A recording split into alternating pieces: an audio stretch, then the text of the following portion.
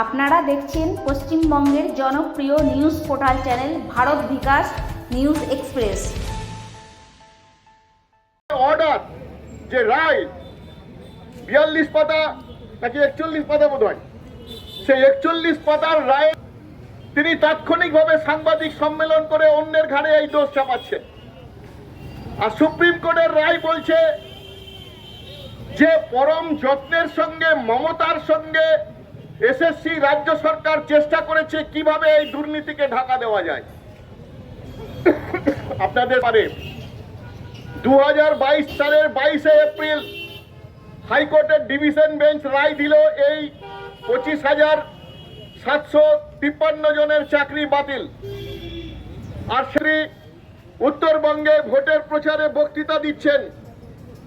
রায় একটা দিয়েছে, রায় দিতেই পারে, কিন্তু এই রায় মানতে হবে, তার কি মানে আছে? এই রায় আমি মানি না। তিনি অভয় দান করেছিলেন সেদিন, একজনেরও চাকরি যাবে না, আপনারা নিশ্চিন্তে থাকুন।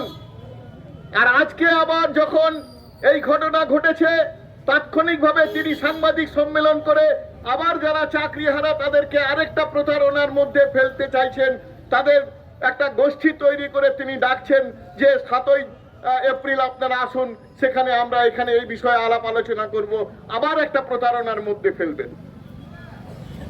সুপ্রিম কোর্ট বলছে 17 ধরনের জালিয়াতি হয়েছে। 17 ধরনের জালিয়াতি। সমগ্র যে নিয়োগ পদ্ধতি, সেই নিয়োগ পদ্ধতির মধ্যে এত দুর্নীতি, সমস্ত নিয়োগ পদ্ধতিকে গুলিয়ে দেওয়ার এত প্রচেষ্টা, যার ফলে ওই এসএসসি দ্বারা যে তারা তালিকা দিয়েছিল যারা একদমই অযোগ্য, তারপরেও বাকিদেরকে বেছে নেবার মতো কোনো পরিস্থিতি সুপ্রিম কোর্টের হাতে ছিল না, হাইকোর্টের হাতেও ছিল না। আমাদের সংবিধানে আমরা মহামান্য উচ্চতম ন্যায়ালয়ের যে রায়, সেই রায়ের বিরুদ্ধে প্রকাশ্যে মত প্রকাশ করতে পারি না, এ কথা ঠিক। কিন্তু আমরা এই কথা বলতে পারি যে রায় সুপ্রিম কোর্ট যে কারণে দিতে বাধ্য হয়েছেন তার পেছনে কারা আছে, আজকে দিনের আলোর মতো পরিষ্কার কারা আছে। তাহলে নিজেদের নেতা মন্ত্রী, ছোট মেজ বড়, মাই একদম ভাইপো পর্যন্ত, তাদেরকে বাঁচাবার জন্য আজকে এই 25,000 বা যদি ওদেরকে বাদ দিই, যাদেরকে উনি টেন্টেড বলছেন, তাদের কথা বাদ দিলে এই সমস্ত চাকরি যারা করছিলেন তাদেরকে সর্বনাশ করা হলো এদের বাঁচাবার জন্য। আর বলছেন আমার সরকার দুর্নীতির মধ্যে ছিল না। আবার একই সঙ্গে বলছেন 2016 সালে যখন এই প্যানেল তৈরি হয়, তখন ওই অমুক জেলাতে, একটা বিশেষ জেলাতে কে ছিলেন, তিনি কিভাবে দুর্নীতি করেছেন আপনারা খোঁজ রাখুন। তাহলে কোথায় ছিলেন তিনি? আজকে ওই যে মেদিনীপুরের যিনি নেতা হয়েছেন, তিনি তো তখন তৃণমূলেই ছিলেন, তিনি তো মন্ত্রিসভার মধ্যেই ছিলেন। তারা সবাই যুক্ত আছে এবং কিভাবে ওই একটি নির্দিষ্ট কোম্পানির থ্রু দিয়ে টাকা গেছে, কালো টাকা সাদা হয়েছে, আজকে সবাই জানেন। কিন্তু পশ্চিমবাংলার মানুষের মধ্যে যে তরঙ্গ, যে প্রতিক্রিয়া দেখার কথা ছিল, দেখতে পাওয়ার একটা আশা ছিল, সেই তরঙ্গ আমরা দেখতে পাচ্ছি না এখনো পর্যন্ত, এবং সেই তরঙ্গ তুলতে হবে।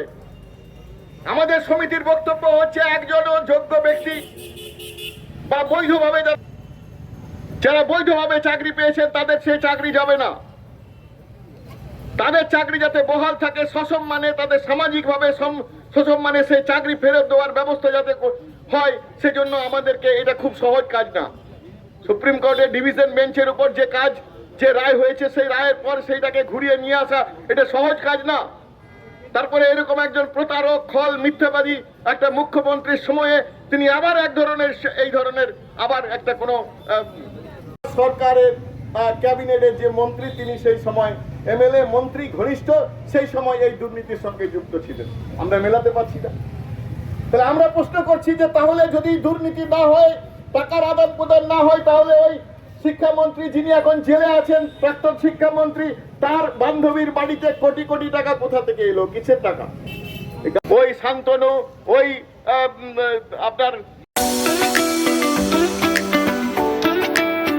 আপনারা কি পরিবার পরিজনদের নিয়ে ঘুরতে বেরিয়েছেন? রাস্তায় প্রচন্ড খিদে পেয়ে গেছে, কিন্তু কোথায় স্বাস্থ্যকর খাবার এবং ভালো পরিবেশে খাবার পাওয়া যায় সেটা জানেন না। তো চলে এসেছি আজকে সেই ঠিকানায়, খুশি রেস্টুরেন্ট, যেটা রয়েছে কুলটি শিল্পাঞ্চলের অন্তর্গত নিয়ামতপুর কুলতরা রোডের ওপরে, যেখানে আপনারা পেয়ে যাবেন ননভেজ থেকে শুরু করে ভেজ সমস্ত রকম খাবার এবং স্ন্যাক্স, লাঞ্চ, ডিনার সবকিছু অ্যাভেলেবেল রয়েছে। সাথে কিন্তু হোম ডেলিভারিও অ্যাভেলেবেল রয়েছে।